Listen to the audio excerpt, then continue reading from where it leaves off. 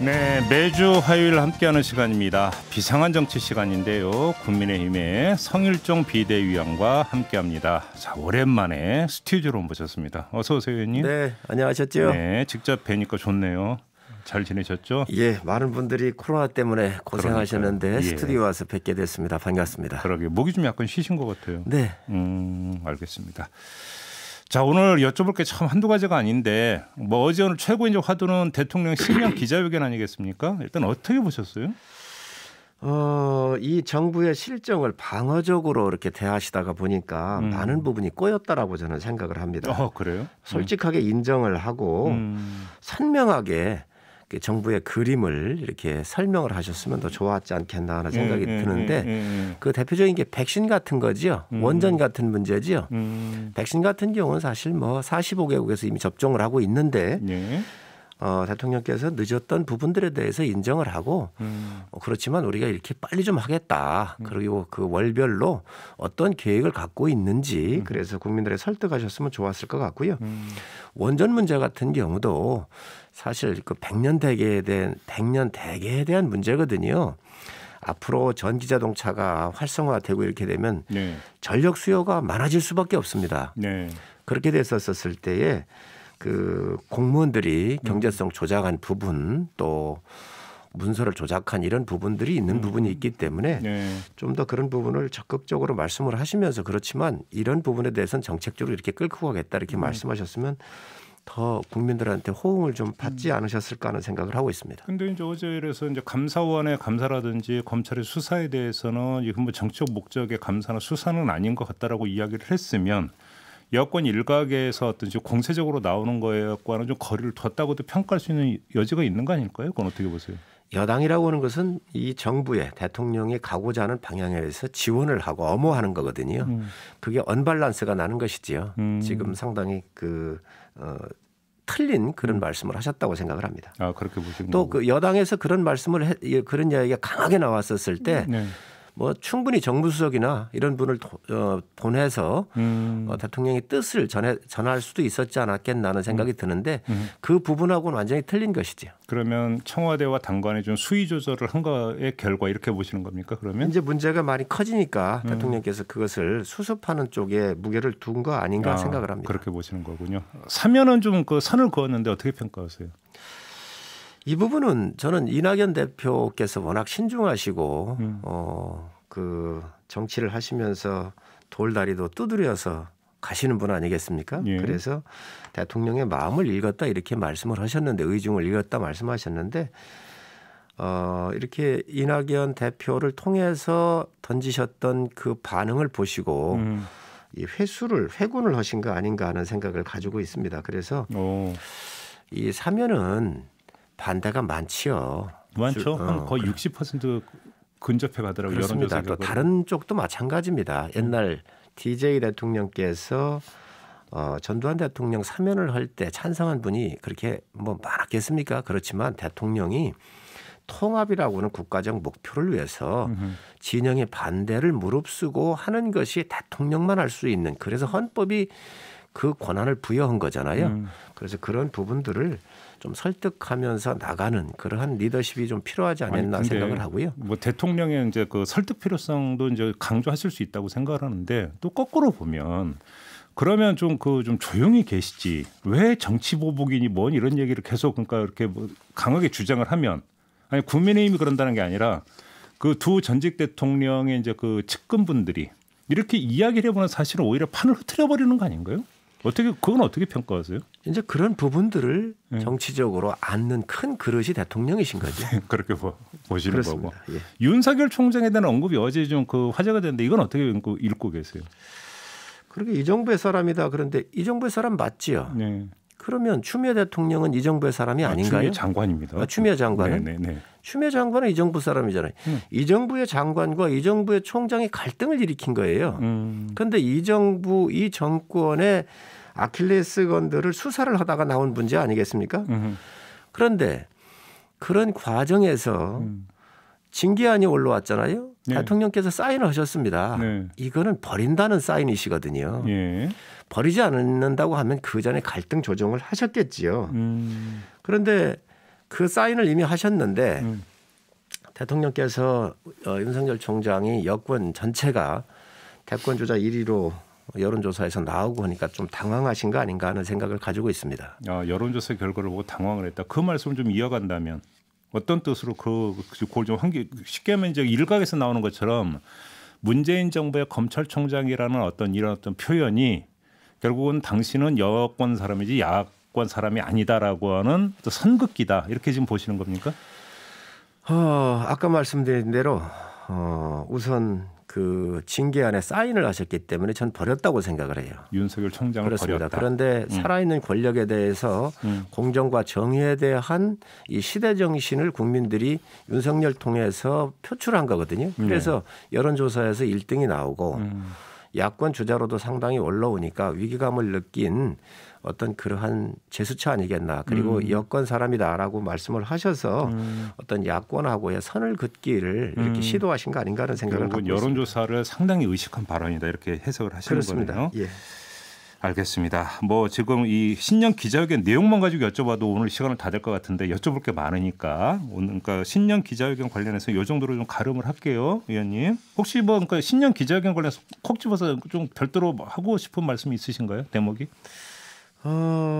그 남북 문제 같은 경우가 지금 현재 교착 상태에 빠져 있잖아요. 그런 현실의 문제를 좀 더 솔직하게 국민들한테 말씀을 해 주시는 게 좋지 않겠나. 그런 부분이 좀 아쉬웠다고 생각을 합니다. 알겠습니다. 특히 또 미국하고의 관계도 있고 하기 때문에 현실에 닥친 문제하고 이상에 대한 문제하고 대통령의 임기가 많이 안 남아 있기 때문에 이런 부분들을 좀 더 솔직하게 말씀을 좀 해 주시는 게 좋지 않겠나. 그러면 좀 총평을 한다면 한마디로 가름한다면 좀 방어적이었다 이렇게 보시는 겁니까? 그렇습니다. 그 방어적으로 하시다가 보니까 좀 많이 꼬이셨고 그리고 네. 선명치를 못해서 네. 좀 많은 부분이 좀 문제가 있었다라고 생각을 합니다. 알겠습니다. 이번에 좀 서울시장 보궐선거 얘기를 좀 넘어갔으면 좋겠는데요. 지금 그 경선 후보 등록 시작했나요? 당에서? 예. 오늘부터 아마 오늘부터? 3일인가인가요? 이렇게 하게 될 겁니다. 아니 도합 지금 10명입니까? 12명입니까? 출마하겠다고 밝힌 분들이? 저도 10명 정도로 알고 있습니다. 그러면 일단 컷오프는 하는 거죠. 어떻게 되는 겁니까? 아마 이게? 공관위에서 그런 예. 컷오프 과정을 거치게 될 겁니다. 그러면 컷오프를 해서 3명만 줄이면 몇 명을 줄이게 되는 거예요? 그거는 아직 확정을 안 한 것 같은데요. 네. 여러 가지 여건을 봐서 아마 그 스탠딩 토론도 통하고 이렇게 해서 아마 그 공관위에서 결정을 하게 될 것 같습니다. 근데 지금 그 오세훈 전 서울시장과 나경원 전 의원이 상대방을 향해서 그러니까 던지는 견제구성 발언이 좀 세더라고요. 그러니까 너무 그러니까 이게 과열이 될 조짐을 보이고 있는 거 아니라는 좀 분석도 있던데 위원님은 어떻게 읽고 계세요? 이제 워낙 거물들이 이렇게 좀 많이 나오셨잖아요. 예. 아마 흥미진진하고 국민들께서 보시기에 예. 아마 좀 재미가 있을 것이라고 생각을 합니다. 재미가 있을 거다. 예.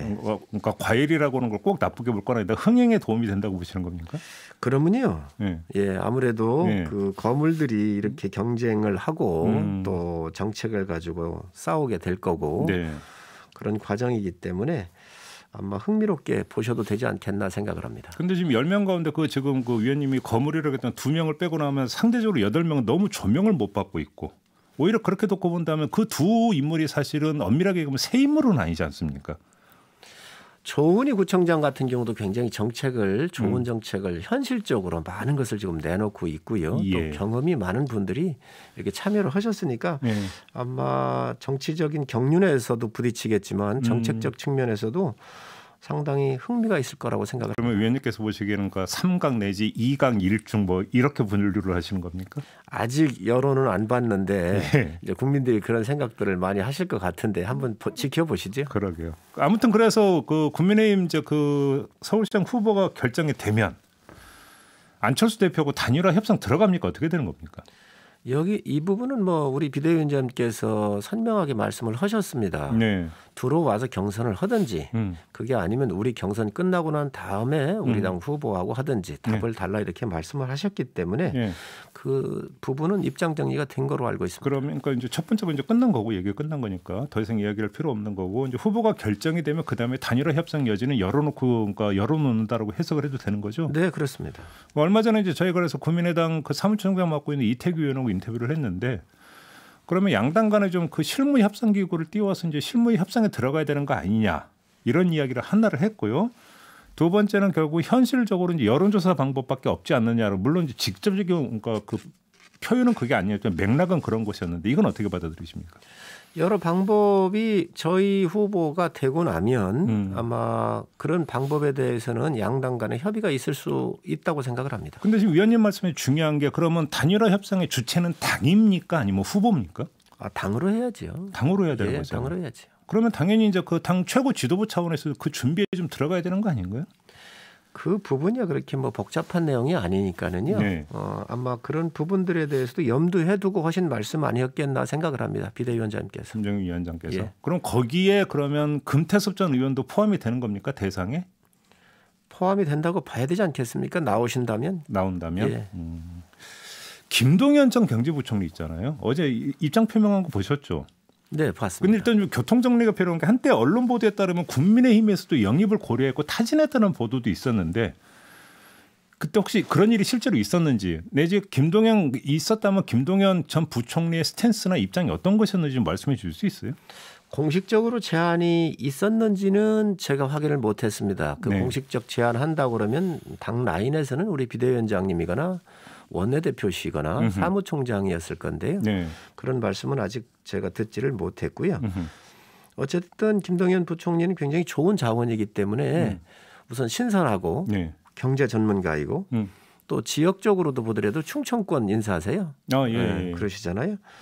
또 개인적으로도 스토리가 있으신 상당히 좋은 자원이시기 때문에 학수저 출신. 예, 저희 당의 의원들 사이에서도 그런 이야기가 오고 갔던 것들은 사실입니다. 의원들끼리. 근데 좀 제가 좀 투박하게 질문을 드리는 게 바로 그 대목인데 투박할 질문이지 뭐 또 어쩔 수 없는 질문인데 왜 그러냐면 김동연 전 경제부총리는 여권 사람인지 야권 사람인지가 헷갈려가지고요. 여권 야권 전부 다 그런다고 해서 어떻게 정리를 해야 되는가 싶어서 한번 여쭤본 거거든요.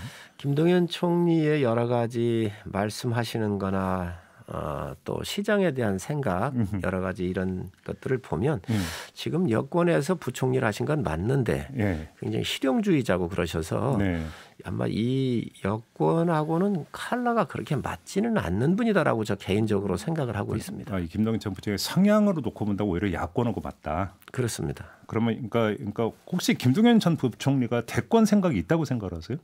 저는 충분한 자질이 있는 분이라고 생각을 합니다. 그러면 대권 생각을 두고 있다면 만약에 그 김동연 전 부총리가 그 정치 행보를 한다면 그건 야권 쪽에서 할 것이다 이렇게 보시는 거네요.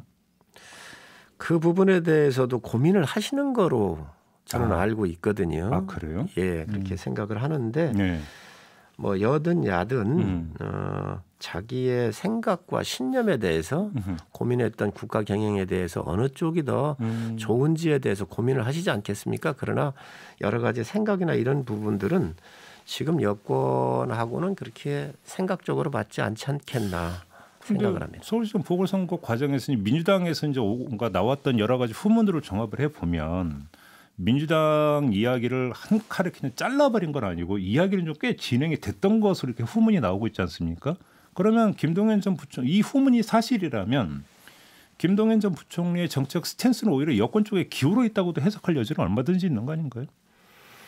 큰 꿈을 가진 분이 뭐 여기든 저기든 쉽게 대답을 주시겠습니까? 그렇긴 하죠. 예, 알겠습니다. 요즘 하나 여쭤볼게요. 지금 그 소상공인 자영업자 지원 문제 있지 않습니까? 그러니까 재난지원금을 주네 마네라고 하는 문제를 떠나서 어차피 재난지원금 가지고는 한계가 있다는 거 누구나 다 아는 사실이잖아요.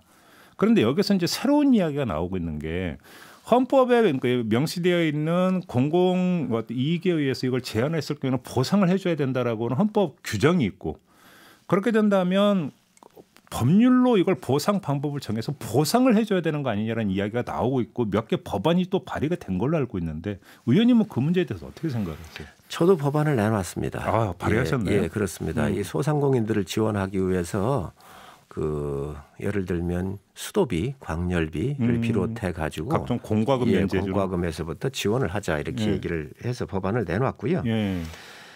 또 저희 당에서도 코로나 위기 극복을 위한 법안을 또 내놨습니다. 그래서 지원에 대한 법률적 근거를 충분히 만들어 놨다는 법안이 제기되어 있다는 말씀 드리고요. 저희 비대위원장님께서 100조 원을 말씀을 하셨었어요.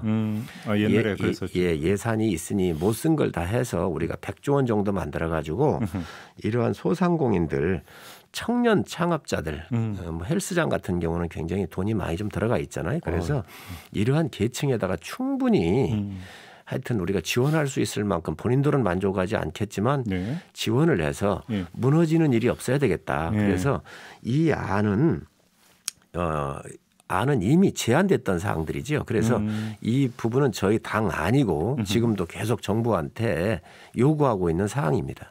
알겠습니다. 이미 뭐 시동에 걸렸다면 좀 국회에서 좀 밀도 있는 좀 그 논의를 해서 좀 빨리 좀 처리가 됐으면 좋겠습니다. 정부도 이 부분에 대해서 인정을 이제 이 상황에 대해서 인지를 하기 시작하신 것 같아요. 예. 그래서 저희 당하고 아마 협의가 많이 이루어질 것으로 생각을 합니다. 알겠습니다. 자, 오늘 말씀 여기까지 진행을 해야 될 것 같습니다. 고맙습니다, 위원님. 네, 감사합니다. 네, 지금까지 성일종 국민의힘 비대위원과 함께했습니다.